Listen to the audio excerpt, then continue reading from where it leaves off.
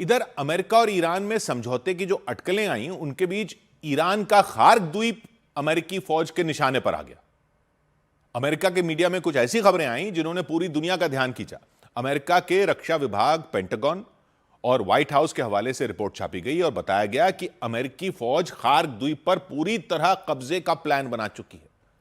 वो उसे इस जंग का एंड गेम ऑप्शन मान रही है, मतलब ऐसा कदम जिससे वॉर पूरी तरह खत्म हो जाएगी। खार्क द्वीप पर कब्जा कर लेगा अमेरिका और तब वॉर खत्म होगी। लेकिन रिपोर्ट ये भी कह रही है कि अमेरिकी फौज को यह भी एहसास है कि इस कदम को उठाने में जोखिम भी बहुत है, भारी नुकसान होने की भी आशंका है। लेकिन ट्रंप प्रशासन का मानना है कि खार्क पर कब्जे के बाद ईरान पूरी तरह घुटनों पर आ जाएगा। खार्क पर बहुत बड़े हमले का इशारा ट्रंप ने दिया भी था। सीधी धमकी दी थी कि उनके एक इशारे पर अमेरिकी फौज ईरान में भी वही कार्रवाई कर सकती है जैसी वेनेजुएला में की थी। सोशल मीडिया पर पोस्ट डाली थी उन्होंने कि अमेरिका जल्द ही ईरान के खार्क आइलैंड पर कब्जा कर लेगा। फिर अमेरिका के मीडिया में कई तरह की खबरें छपी। व्हाइट हाउस और पेंटागन के हवाले से बताया गया कि ईरान के खार्क द्वीप पर अमेरिका अपनी फौज तक उतार सकता है। मतलब वहां केवल हवाई हमला नहीं करेगा बल्कि ग्राउंड ऑपरेशन किया जा सकता है, क्योंकि अमेरिका की सेना को यह पता है कि खार्क पर कब्जे के लिए सिर्फ हवाई हमला काफी नहीं होगा, बड़ी संख्या में सैनिकों को जमीन पर उतारना पड़ सकता है। ईरान का यह छोटा सा द्वीप है फारस की खाड़ी में, ईरान के दक्षिणी तट से करीब 30 किलोमीटर की दूरी पर ही है। आकार में तो बेहद छोटा है, नक्शे पर देखने पर यह एक डॉट या बिंदु जैसा दिखता है, लेकिन ईरान के लिए इसकी अहमियत बहुत है। ईरान का करीब 90% तेल यहीं से दूसरे देशों में जाता है। वहां करीब 3 करोड़ बैरल कच्चा तेल स्टोर करने की क्षमता है, टैंक बने हुए। रोजाना करीब 70 लाख बैरल कच्चा तेल जहाजों पर वहां से लोड किया जा सकता है, इतनी क्षमता है उसकी। रोजाना 70 लाख बैरल। ईरान के अलग अलग इलाकों में जो तेल निकलता है उसको पहले फारस की खाड़ी तक लाया जाता है, वहां खार्क द्वीप पर जमा किया जाता है और इस द्वीप पर ईरान ने तेल के बड़े बड़े टैंक बना रखे हैं।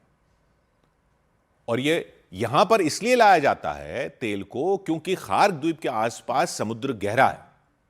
समुद्र गहरा है तो यहां पर बड़े तेल टैंकर जहाज आ सकते हैं जो ईरान के बाकी तट पर नहीं आ सकते। वहां छोटे तेल टैंकर जहाज जा सकते हैं बाकी बंदरगाहों पर। इसलिए खार्क द्वीप पर सारा कच्चा तेल लाया जा सकता है क्योंकि यहां से बड़े टैंकर लोड हो सकते हैं, यहां स्टोर किया जाता है, फिर जहाजों पर यहां से लादा जाता है क्योंकि यहां से बड़े जहाज लादे जा सकते हैं, बड़े टैंकर जहाज लादे जा सकते हैं और दुनिया के दूसरे देशों तक पहुंचाया जाता है।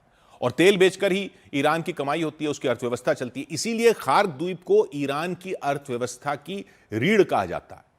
लेकिन जंग की शुरुआत से ही ट्रंप की नजर ईरान के इसी द्वीप पर है और ईरान ने भी खतरे को भांपते हुए शुरुआत में ही खार्क द्वीप की सुरक्षा बढ़ा दी, सैनिकों की संख्या वहां बढ़ा दी, मिसाइलें तैनात कर दी, एयर डिफेंस सिस्टम लगा दिए।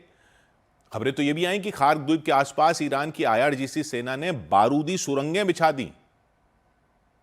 मतलब दुश्मन से मुकाबले और खार्क द्वीप की रक्षा के लिए ईरान ने पूरा इंतजाम कर लिया। इस सब के बीच ईरान की फार्स न्यूज एजेंसी जो है उसने बताया कि ईरान इलॉन मस्क की कंपनियों को टारगेट कर सकता है।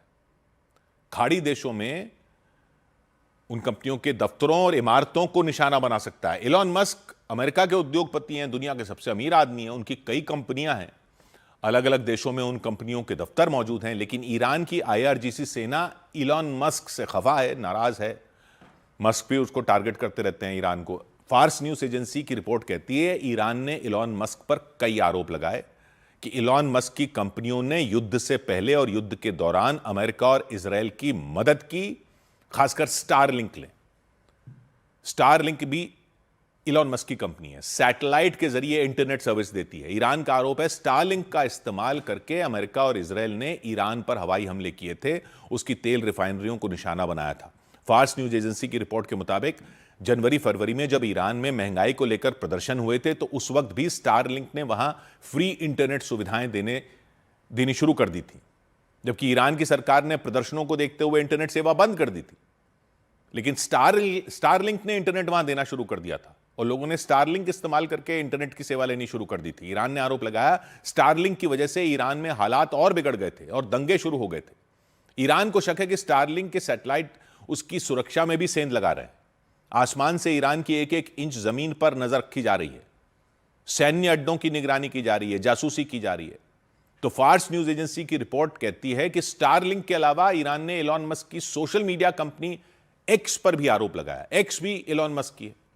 ईरान का आरोप है एक्स के जरिए अमेरिका ने ईरान के खिलाफ सोशल मीडिया पर दुष्प्रचार किया, उसकी छवि खराब की, ईरान की आईआरजीसी सेना के बारे में गलत और भ्रामक बातें फैलाई। उसी वजह से ईरान एलॉन मस्क की कंपनियों पर भड़का हुआ। फार्स न्यूज एजेंसी की रिपोर्ट के मुताबिक ईरान की आईआरजीसी सेना ने एलॉन मस्क की सभी कंपनियों को अपनी टारगेट लिस्ट में शामिल किया हुआ है। मतलब ईरान किसी भी वक्त एलॉन मस्क की कंपनियों पर हमला कर सकता है, मिसाइल और ड्रोन तक से अटैक कर सकता है और तबाही मचा सकता है। ईरान ने साफ कर दिया वो खाड़ी देशों में मौजूद एलॉन मस्क की कंपनियों को निशाना बनाएगा। सऊदी अरब, यूएई, कुवैत, बहरीन, ओमान में एलॉन मस्क की कंपनियों के कई दफ्तर हैं। ईरान का कहना है इन सभी देशों में एलॉन मस्क की कंपनियों के दफ्तर उसकी ताकतवर मिसाइलों के निशाने पर है। फिर खाड़ी देशों में मौजूद एलॉन मस्क की कंपनियों पर हमले का खतरा मंडराने लग गया। फार्स की रिपोर्ट के मुताबिक ईरान ने इजराइल और जॉर्डन में भी एलॉन मस्क की कंपनियों पर हमले करने की घोषणा कर दी। मतलब ईरान ने अमेरिका को एक बार फिर खुली धमकी दे दी, चुनौती दी कि वो ईरान की जासूसी में जुटी एलॉन मस्क की कंपनियों को नहीं छोड़ने वाला। इससे पहले भी ईरान की आईआरजीसी सेना गूगल, एप्पल और माइक्रोसॉफ्ट ऐसी 18 अमेरिकी कंपनियों को निशाना बनाने की धमकी दे चुकी है। उधर भारत सरकार ने दूसरी बार अमेरिकी राजनयिक को तलब किया और भारतीय जहाजों पर जो हमले हुए उनका विरोध जताया। हालांकि अमेरिका ने बयान जारी किया कि भारतीय जहाजों पर हमला उसकी सेना ने नहीं किया बल्कि ईरान ने किया था। अमेरिका ने तो उन हमलों को रोकने की कोशिश की थी। पिछले एक हफ्ते में ओमान में 3 भारतीय जहाजों पर हमले हुए। 9 जून को भारत के एक टैंकर जहाज पर हमला हुआ, 3 भारतीयों की जान चली गई थी। भारत सरकार ने अमेरिकी राजनयिक को तलब किया था, अमेरिका के हमले की कड़ी निंदा की थी। फिर 2 दिन बाद ही 11 जून को फिर से भारतीय टैंकर जहाज पर हमला हुआ। उस पर 20 भारतीय नागरिक थे, सभी को बचा लिया गया। इसके बाद भारत सरकार ने दोबारा अमेरिकी राजनयिक को तलब किया। हमले लगातार हो रहे हैं, उस पर नाराजगी जताई। एक हफ्ते में भारत सरकार ने दूसरी बार अमेरिका के राजनयिक को तलब किया। विदेश मंत्रालय ने साफ शब्दों में कह दिया कि वो भारतीय जहाजों पर जो हमले हो रहे हैं उनको कतई बर्दाश्त नहीं करेगा। भारतीय जहाजों पर हुए हमले गलत थे, उन्हें टाला जा सकता था। अमेरिकी राजनयिक से 2 टूक कह दिया कि वो ट्रंप सरकार तक ये बात पहुंचाएं कि भारत अपने जहाजों पर हुए हमले, अपने नागरिकों की मौत से बेहद नाराज है। भारत इन हमलों की कड़ी निंदा करता है। इसके बाद अमेरिका की तरफ से बयान जारी किया गया कि भारत के टैंकर जहाजों पर जो हमले हुए वो अमेरिका की सेना ने नहीं किए, वो हमले ईरान ने किए। अमेरिका ने ईरान को चेतावनी भी दी कि भारतीय जहाजों पर हमले बर्दाश्त नहीं किए जाएंगे, ईरान को हमले रोकने होंगे। जबकि ईरान ने इन हमलों के लिए अमेरिका को ही जिम्मेदार ठहराया। ईरान ने तो इन हमलों को समुद्री डकैती का जीता जागता सबूत बताया। सभी अंतर्राष्ट्रीय संस्थानों से अपील की कि वो इन हमलों के लिए अमेरिका को जिम्मेदार ठहराएं। इधर ट्रंप के बयान के बाद इजरायल के प्रधानमंत्री बेंजामिन नेतन्याहू ने ईरान को फिर चेतावनी दे दी। ट्रंप ने ईरान के साथ जल्द समझौता होने की बात कही तो बेंजामिन नेतन्याहू ने ईरान को धमकी दे डाली। उन्होंने धमकी दी कि वो जब तक इजरायल के प्रधानमंत्री हैं तब तक तो ईरान को परमाणु हथियार नहीं बनाने देंगे। हालांकि ट्रंप का भी दावा है कि ईरान जिस समझौते के लिए राजी हुआ है उसके तहत वो कभी न्यूक्लियर वेपन नहीं बनाएगा।